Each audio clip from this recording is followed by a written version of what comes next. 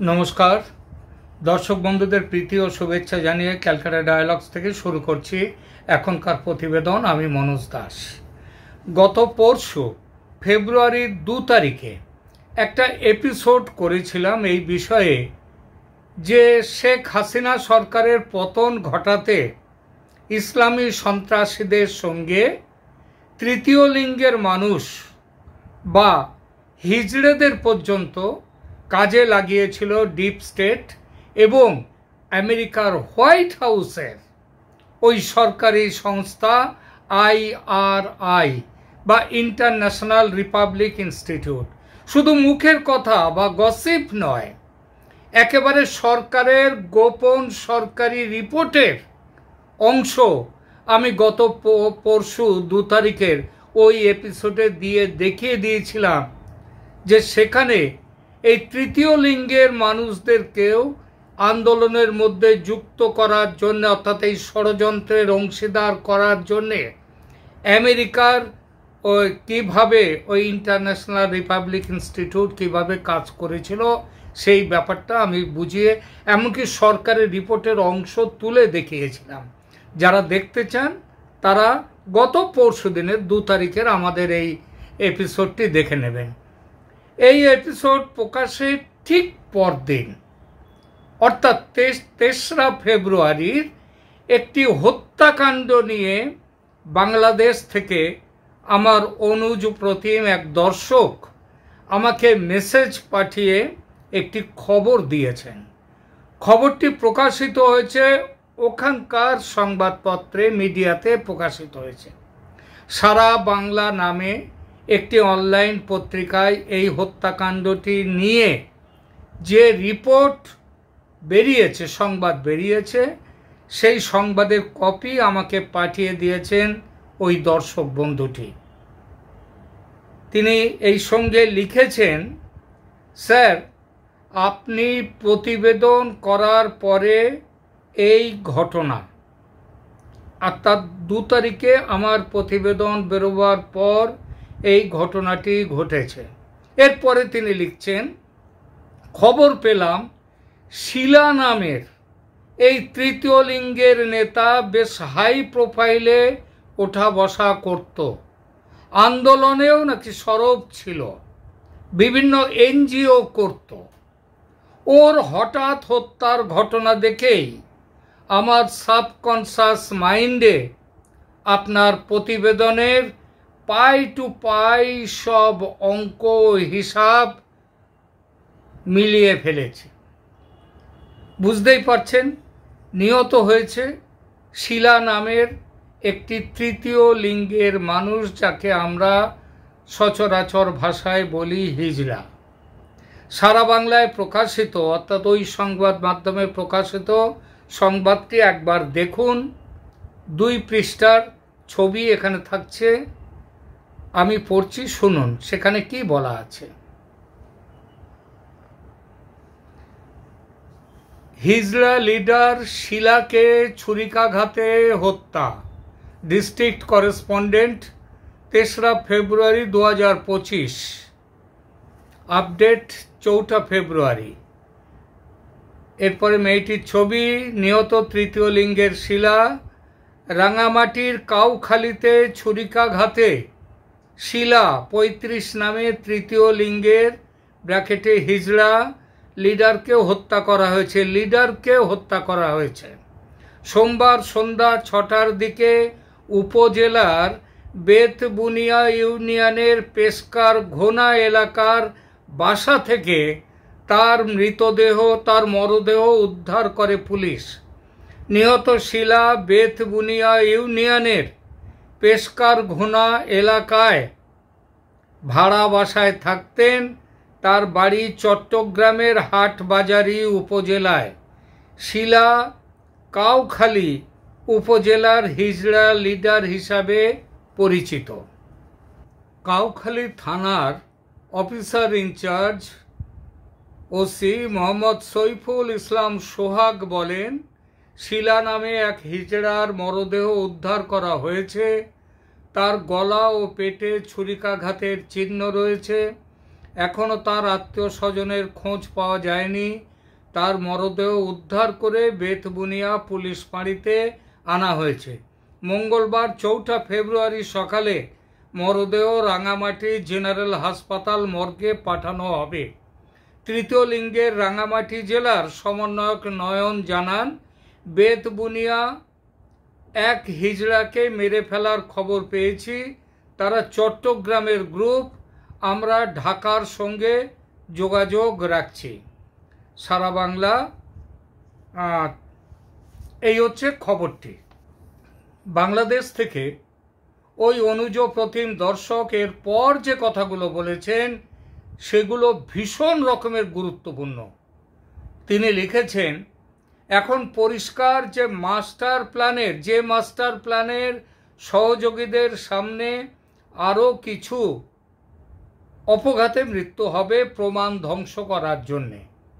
মানে এটা তার কাছে মনে হয়েছে যে মাস্টার প্ল্যানের যারা সহযোগী ছিল তাদের সামনে, কাদের কথা বলছেন, মাস্টার প্ল্যান কাদের ছিলেন, মাস্টার মাইন্ড কে ছিলেন, স্বয়ং ইউনূস সাহেব সেটা বলে গেছেন কে ছিলেন এর মাস্টার মাইন্ড, এবং তার সহযোগী তারা কারা সবাই আপনারা জানেন।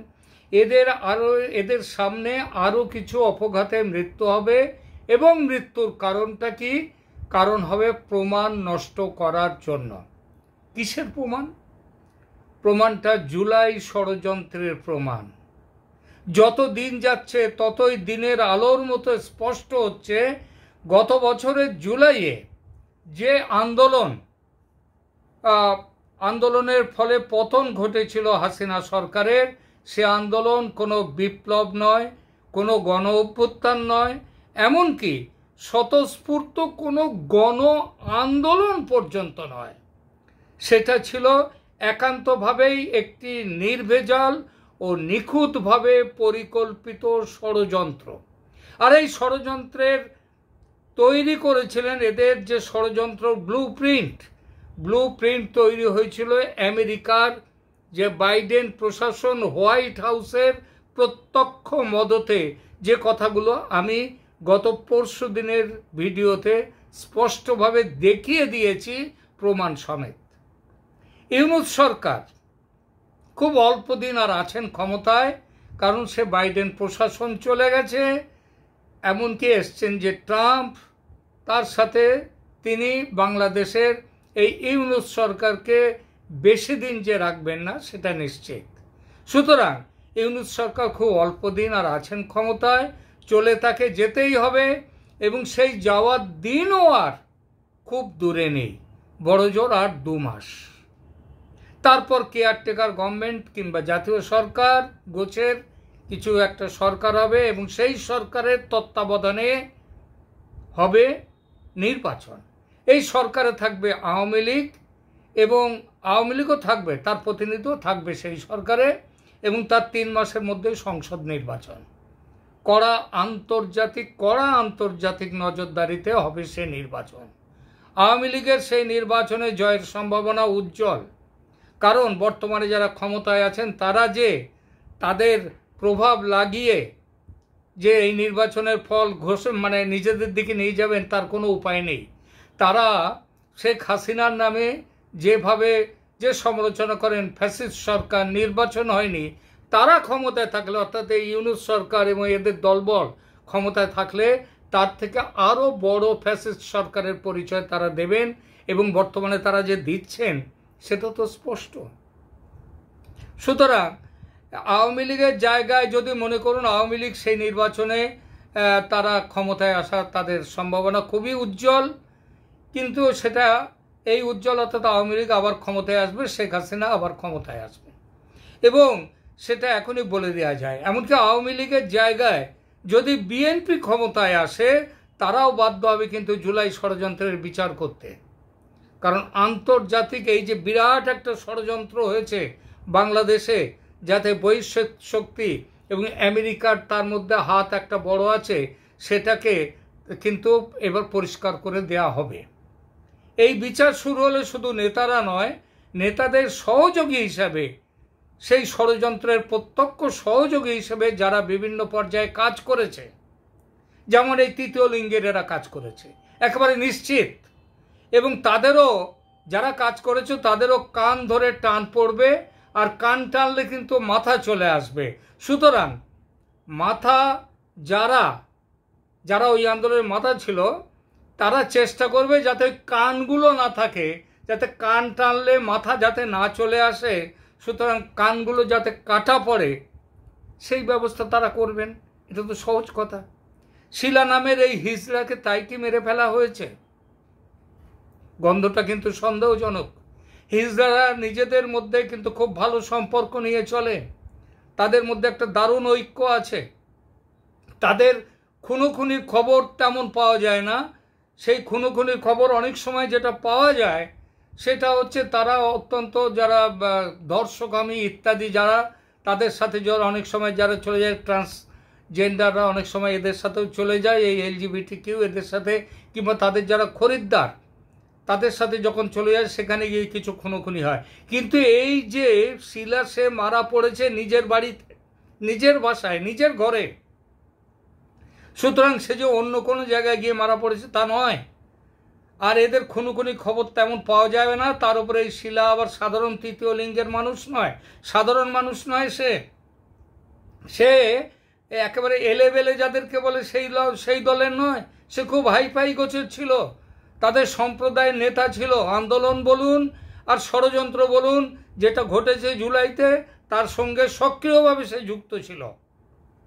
আর আমেরিকার ওই IRI সংস্থার গোপন রিপোর্টে যেসব হিজড়াদের ট্রেনিং দেওয়া হয়েছে, যাদেরকে এই কাজে নামানো হয়েছে, আন্দোলনের সাথে এই ষড়যন্ত্রে যুক্ত করা হয়েছে, তাদের একজন যে ছিল, তার স্পষ্ট সম্ভাবনা এখানে কিন্তু দেখা যাচ্ছে, যথেষ্ট আছে সেই সম্ভাবনা।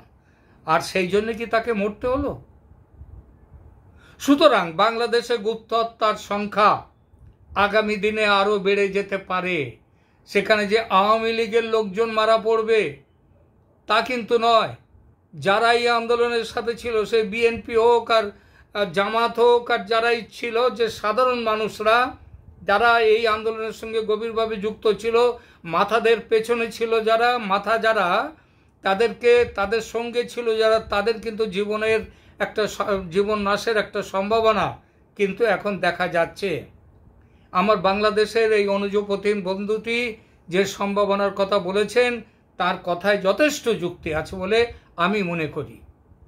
ইউনূসগং ক্ষমতায় থাকলে এমনটা ঘটতে বাধ্য। একে কেউ গৃহযুদ্ধেরও একটা অংশ বলতে পারেন। গৃহযুদ্ধের পথে তো বাংলাদেশ অনেকটাই এগিয়ে গেছে, আর এটাও সেই গৃহযুদ্ধের একটা অংশ হয়ে যেতে পারে, সেই সম্ভাবনা যথেষ্ট। এখনকার মতো এখানেই রাখছি। দেখা হবে পরের প্রতিবেদনে। ধন্যবাদ।